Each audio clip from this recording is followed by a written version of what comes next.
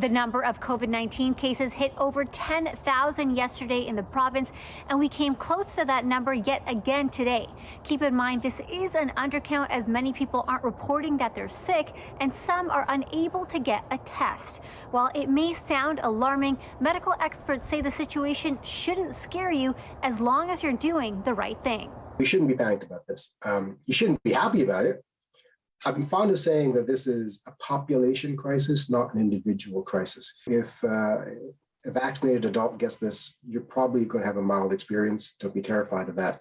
But if enough people get it at once, then there's a real chance that our healthcare system might collapse. And that's where the challenge and the fear really is. Epidemiologist Dr. Rewat Deonandan says the reason we aren't in a stressful situation at this time is because of vaccination efforts. Our hospitals are in okay shape right now.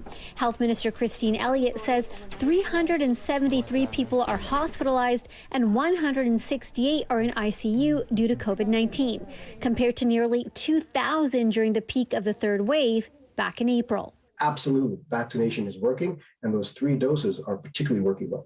The sickness is looking different as well. Omicron cases are reporting more cold-like symptoms, like a runny nose, sore throat, body aches. If you get the classic Wuhan symptoms like loss of smell, things like that, that's still a sign of COVID.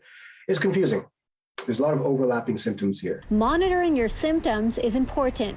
The message from many hospitals is to stay away unless it's an emergency and to reach out to other healthcare providers like Family Doctors or Telehealth Ontario. They may not even have symptoms, but understandably, there's some anxiety related to that. And they sometimes need to speak to a healthcare practitioner for the purposes of talking through their concerns. And I think in the face of that, we would ask them not to come to the emergency department if they're asymptomatic. With a lot of people at home right now quarantining or simply to avoid risk, Dr. Deonandan recommends a number of things to do to stay safe in addition to getting vaccinated.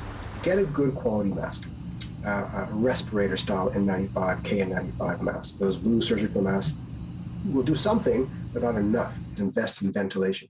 COVID is airborne, which means that HEPA filters, or at the very least, getting air purifiers, keeping a window open when you can, that will help enormously. If you have access to rapid tests, use rapid tests to manage your exposures. Keep exposures limited. Do not go out and socialize unnecessarily until this crisis wanes. Dr. Deonandan says the latest modeling suggests we should see COVID calm down significantly by spring.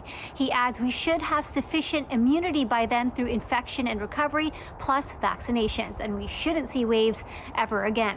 For City News, I'm Maleeha Sheikh.